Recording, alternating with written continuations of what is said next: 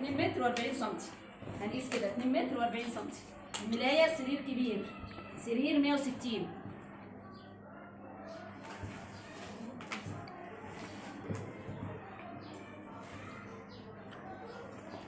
كده، متر ونص. ثواني كده، متر و40 سم. وهنعملها كده، وزي ما قلنا مش محتاجه ان حد يقص ولا حاجه. تمام. فردي كده.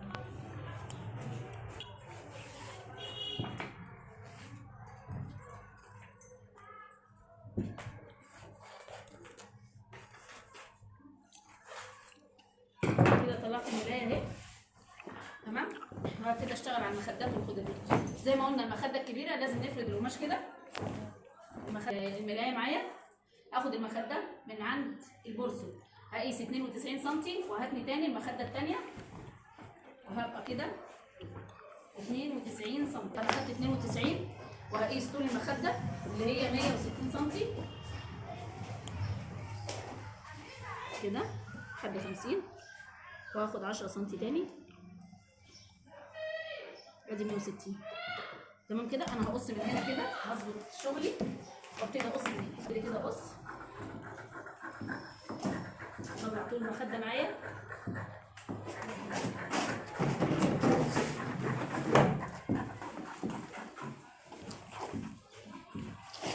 هشيل العرض بتاعها. تمام كده. انا كده خدت المخدتين. تمام. وهفتحهم من ناحيه واحده.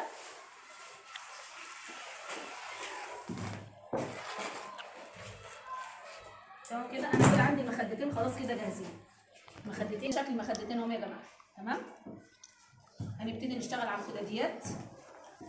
الشكل اللي انا هعمله كده ده القرص كده بتاع الملايه، وهنا هعمل كورنيش مستطيل يكون لونه اصفر، وهنا هعمل كورنيش تاني لونه كحلي، وطرف تاني هنا لونه اصفر. فاهمني؟ فالجزء ده انا هاخده منه. انا عندي لازم الغي من بقيه الملايه، من بقيه السرير كده هلغي الحته دي. الحته دي اللي هاخدها في الخدادات عشان اطلع الورد منها. تمام. هنشوف دلوقتي ازاي. بص انا هبدا كده هاخد الورده دي عشان دي عايزه احطها على الخداديه. في نفس الوقت انا هشيل الكورنيش بتاع الملايه من تحت عشان احط الشكل اللي انا عايزاه اللي هو اصفر في كحلي. فانا هشيل الجزء ده. الجزء ده عندي تقريبا حوالي 66. انا هشيل الجزء ده كله من الملايه من ناحيه واحده بس، من اتجاه واحد بس. تمام كده. هبدا كده بسم الله من ناحيه واحده بس.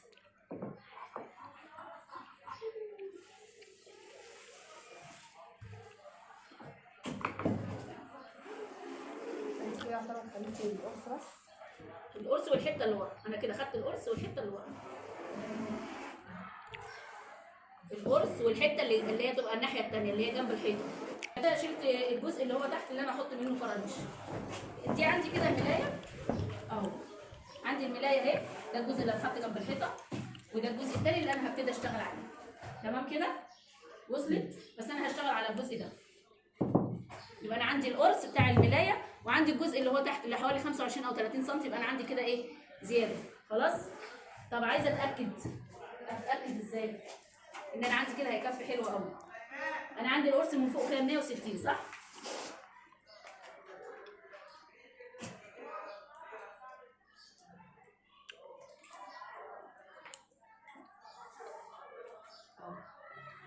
بصوا عندي دي الجزء اللي ورا. تمام. يعني انا عندي كده عندي الجزء ده بزياده. غير كده الاصفر كمان هيبقى من فوق. الاصفر هيبقى من فوق، الحته اللي فوق دي. فكده هيبقى عندي بزياده قوي. يعني ورا هيبقى حوالي 25 سم. وهنشوفها دلوقتي. ماشي.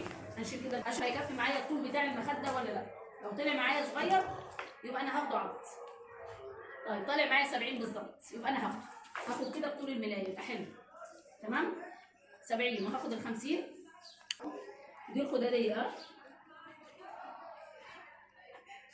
من اللي احنا شلناه من الملايه خدنا الوردتين دول 50 في 70 مع 2 سم زياده من كل ناحيه، وفي استثنائي 55 في 75. يعني في استثنائي 55 في 75 لو عايزه الخداديه كبيره قوي، او لو هعمل لها برواز من بره. تمام. يبقى انا كده خدت الوشين اللي عندي. بعد كده ابتدي اطلع الظهر بقى براحتي من اي قماشه. تمام. ده كده اللي باقي من المخدات. اللي باقي من المخدات المفروض ان احنا نعمله خداديات. طبعا خدنا الخداديات عليه ورده، ودوت هنحطه في الكورنيش اللي تحت. ماشي. يبقى احنا قصينا تقريبا 30 و30 30 سم العرض بتاعها. تمام كده. هنبتدي بقى نشتغل على بقيه ظهر المخده، بقيه ظهر الخداديه، وبعد كده هنكمل تاني معاكم. ده كده الكنار الاولاني، ده كده الكنار اللي هيتحط بعد الملايه. تمام. ده مش هيبقى فيه كشكشه ولا اي حاجه، ده بيبقى بنفس الطول. العرض بتاعه حوالي 25 او 30 سم على حسب انا عايزه احطه قد ايه. دي حاجه مش محسوبه. يعني انا عايزه احط 10 سم بس كشكل واغير اكثر اللون، هحط 10 سم. انا عاملاه حوالي 25 سم. تمام. هنشوف الباقي بقى هنعمله ازاي. كده ايه دي الطبقه اللي تحت اهي، دي الطبقتين اللي فوق هنقسمها اهي. فردي كده امسكي. لا امشي يا حبيبتي. كده خدت ظهر الخداديه من الكنار الاصفر ده. يبقى انا عملت الخداديه الظهر اصفر ومن قدام كحلي، والكرانيش هتبقى برضه اصفر. تمام. انا خدت كده الظهر.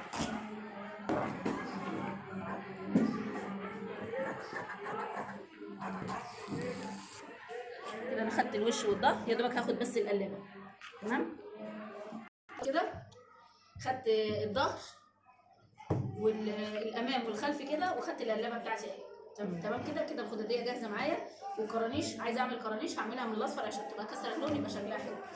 كده الخداديات اهي خلاص. وكده المخدات، ودي كده الملايه اللي احنا خدنا منها. هيتفضل عندي 60 سم او 65 سم اعمل منها 3 كرانيش. ادي دور 2 3، وهيبان برده في الفيديو اللي جاي واحنا بنخيطها ونقفلها. معاكم نور من مجرى جمعيه تنميه المجتمع المحلي.